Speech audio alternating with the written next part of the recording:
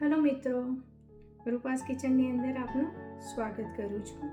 આજે હું ધાબા સ્ટાઇલ પનીર ભુરજીની રેસીપી તમારી સાથે શેર કરવા માટે આવેલી છું, જે ખૂબ જ આસાન અને સરળ પણ છે અને ખૂબ જ ટેસ્ટી હોય છે। ઘણીવાર આપણે ઘરે બનાવતા હોઈએ છીએ પનીર ભુરજી, પરંતુ આપણને બહાર ધાબા જેવો યા રેસ્ટોરન્ટ જેવો સ્વાદ આવતો નથી। તો આજે હું એવી રીતે તમને બનાવીશ કે તમને બહાર જેવો ટેસ્ટ આવે અને બાળકોને અને મોટાઓને બધાને ખૂબ જ ટેસ્ટી લાગે। તો ચાલો આપણે બનાવવા જઈ રહ્યા છીએ ધાબા સ્ટાઇલ પનીર ભુરજી। તો મિત્રો, સૌથી પહેલાં આપણે અહીં એક પેન લઈશું અને ગેસની ફ્લેમ ઓન કરી દઈશું। હવે મેં અહીં આગળ બટર લીધેલું છે, તમે બટરની જગ્યા ઉપર ઓઇલ પણ લઈ શકો છો। હું અહીંયા આગળ પનીર ભુરજી બટરમાં બનાવીશ, તો અહીંયા મેં 2 ચમચી જેટલું બટર એડ કર્યું છે। બટર અહીં ઓગળી ગયું છે। હવે તેની અંદર હું અડધી ચમચી જીરું એડ કરીશ।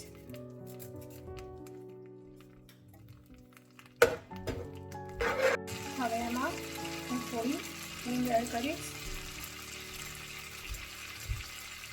જેથી કરીને તે પચવામાં આસાન રહે।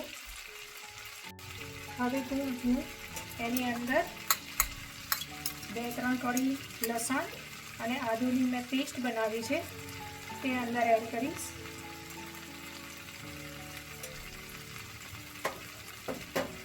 અને આપણે તેને મિક્સ કરી લઈશું।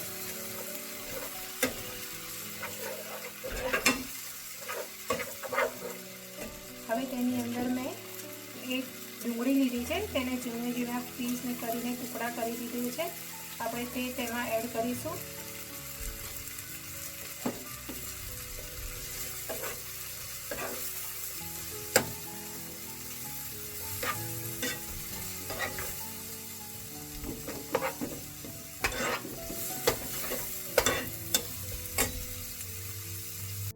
જ્યાં સુધી તે બ્રાઉન કલરની ના થાય ત્યાં સુધી તેને આપણે ચડવા દઈશું અને વચ્ચે વચ્ચે હલાવતા રહીશું, જેથી કરીને તે નીચે બળી ના જાય। હવે તેમાં હું એક અડધું કેપ્સિકમ ટુકડા કરી લીધા છે, નાના નાના પીસ કરીને તે અંદર એડ કરીશ।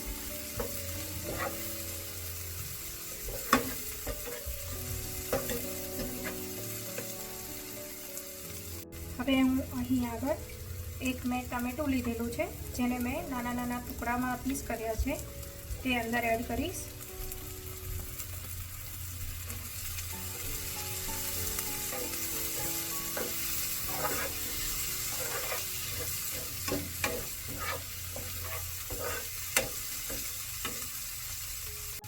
હવે હું તેની અંદર 1 ચમચી ધાણા પાવડર એડ કરીશ।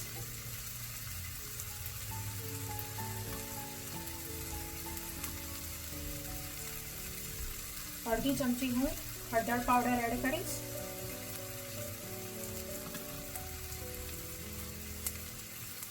1 ચમચી હું મીઠું એડ કરીશ। તમારા ટેસ્ટ પ્રમાણે તેને વધારે ઓછું તમે કરી શકો છો। અને હું તેમાં 1 ચમચી લાલ મરચું પાવડર એડ કરીશ। તમારા ટેસ્ટ પ્રમાણે તમે વધારે ઓછું કરી શકો છો। હવે આપણે તેને મિક્સ કરી લઈશું।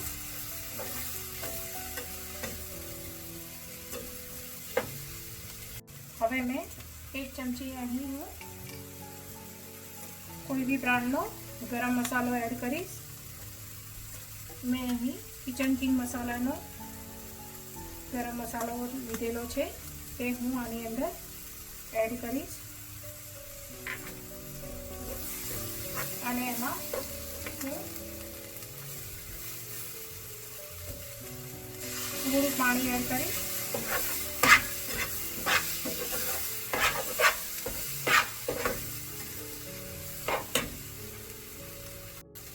અહીં તમારે પનીર ભુરજી ડ્રાય જોઈએ તો તમારે ઓછું પાણી એડ કરવાનું, અને હું અહીં થોડું ઢીલું બનાવવાની છું. તેના માટે મેં અડધો ગ્લાસ જેટલો પાણી એડ કર્યું છે.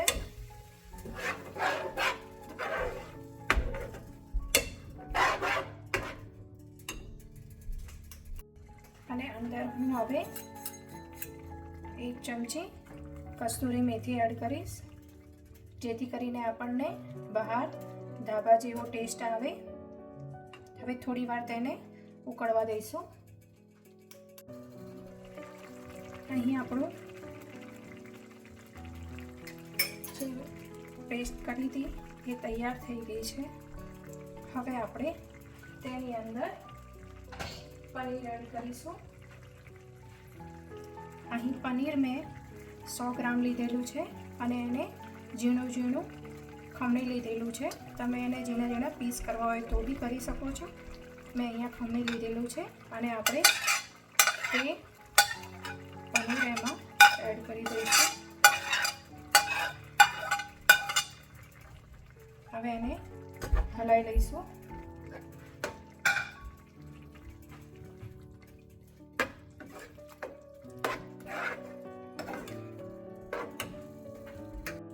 તો મિત્રો, અહીંયા આપણું તૈયાર થઈ ગયું છે પનીર ભુરજી. ગેસની ફ્લેમ આપણે ઓફ કરી દઈશું.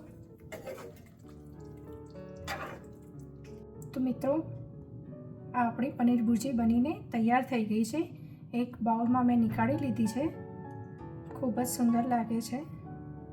તો આપણી આ ધાબા સ્ટાઇલ પનીર ભુરજી તૈયાર થઈ ગઈ છે. હવે તેની ઉપર હું થોડા ધાણા ગાર્નિશ કરી દઈશ.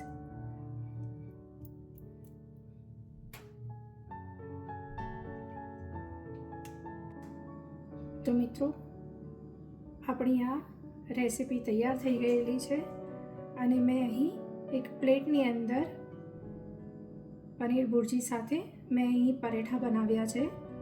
છાશ લીધેલી છે, થોડી ડુંગળી ધાબા સ્ટાઇલ મેં સમારી છે અને મેં પ્લેટ તૈયાર કરી લીધી છે.